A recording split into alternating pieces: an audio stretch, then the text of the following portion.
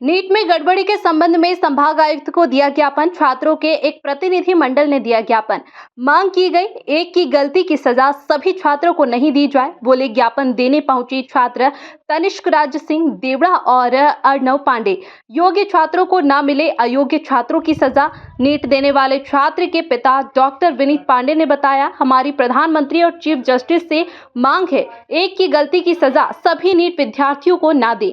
देखिए, हमारा विषय ये था कि अभी जो देश भर में माहौल चल रहा है, कुछ बच्चे जो सड़कों पे उतर आए और ये नारे लगा रहे हैं कि नीट का जो पेपर हुआ था मई 5 को, वो फिर से दोहराया जाए, क्योंकि उसमें कहीं-कहीं इलाकों में जो पेपर लीक की घटनाएँ वो सामने आ रही है। तो हमारी ये दिक्कत है कि कुछ भारत में कुछ ऐसे ही चुनिंदा इलाके हैं जहाँ पे ये चीज़ सामने आ रही है।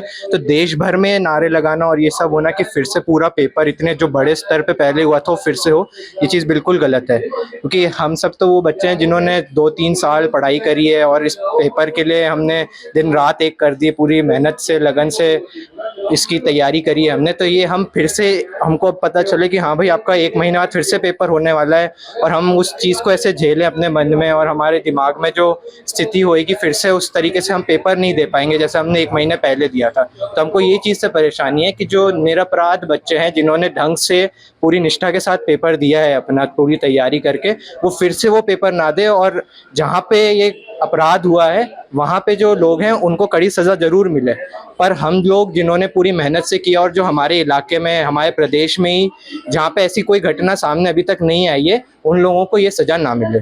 यही मांगे कि रीनीट वापस ना हो, क्योंकि ये मतलब बच्चों बहुत सारे बच्चे ये चाह रहे हैं कि रीनीट हो, पर जहाँ पे गड़बड़ हुई है, जहाँ पे पेपर लीक हुआ है, वो मतलब सिर्फ कुछ ही जगहों पे हुआ है। तो जब मतलब रीनीट हो तो उन बच्चों के लिए हो, पर बाकी पूरे देश में ऐसा हर जगह नहीं हुआ है। तो उन बच्चों के साथ मतलब गलत होगा जिन्होंने इतने साल मेहनत, 2 साल 3 साल ड्रॉप लेके मेहनत करी है। तो उनके लिए मतलब इतने नंबर लाए, अब वापस से उस चीज़ के लिए पढ़ना, इतने अभी 5 मई को पेपर हुआ था, तो जब से अभी तक कुछ नहीं पढ़ा है, तो बहुत सारी चीज़ें हम भूल भी गए होंगे। तो अब वापस से सब पढ़ना, फिर मतलब बच्चे का तो ये रहता है ना कि अब हो गया, अब काउंसलिंग होगी, अब कॉलेज में जाएंगे, तो अब वापस से वो सब करना और फिर वापस से पढ़ाई करना, तो फिर वो मतलब एक मतलब ऐसा एक्सपीरियंस रहेगा कि कोई भी नहीं चाहता ऐसा हो। हम कमिश्नर सर के यहाँ पे आए कि हम यही चाह रहे हैं कि रीनीट ना हो, री एवैल्यूएशन जो है वो हो तो बेहतर रहेगा, कि जो पेपर मतलब जो मार्क्स बच्चों के आए हैं वो वापस से एक बार कैलकुलेट करे कि जो एनटीए ने जो 1500 बच्चों को दी है ग्रेस मार्क्स, वो 1500 जो नंबर है वो सही नंबर है या उससे ज़्यादा बच्चे हैं कि जिनको ये मार्क्स मिले हैं।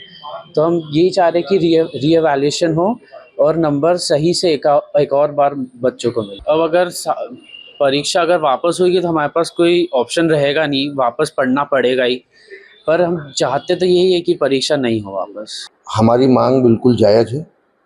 हमारा तर्क ये है कि एक व्यक्ति कोई अपराध करता है एक गांव में या एक शहर में, तो पूरे शहर को सज़ा नहीं दी जाती। एक पोलिंग बूथ पर अगर कहीं पर बूथ कैप्चर की घटना होती है तो क्या हम 542 सीटों पर पुनः चुनाव करवाते हैं लोकसभा का? नहीं।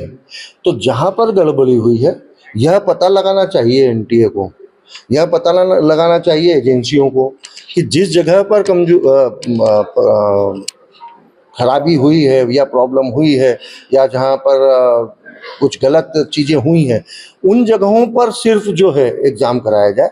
बाकी जो छात्र सही मायनों में तपस्या करके, मेहनत करके जिन्होंने अपने अंक अर्जित किए हैं, उनका नुकसान कतई नहीं होना चाहिए। यही हमारी प्रार्थना माननीय प्रधानमंत्री जी से, chief justice of India supreme court ji से हमारी यही प्रार्थना है, क्योंकि हमारे बच्चों ने, हमने देखा है कि लगातार 3 वर्ष 4 वर्ष घर पर बाकी सारी चीज़ों का त्याग करके, अथक परिश्रम करके, मेहनत करके नंबर अंक अर्जित किए हैं। उन्होंने जब कोई अपराध नहीं किया, उनकी कोई गलती नहीं, तो उनको सज़ा नहीं मिलना चाहिए। यह हमारी संविधान की मूल भावना के आधार पर भी हम कह रहे हैं कि संविधान की मूल भावना ये है कि 100 अपराधी, 1000 अपराधी छूट जाएं, परंतु एक भी निरपराध को सजा नहीं होना चाहिए।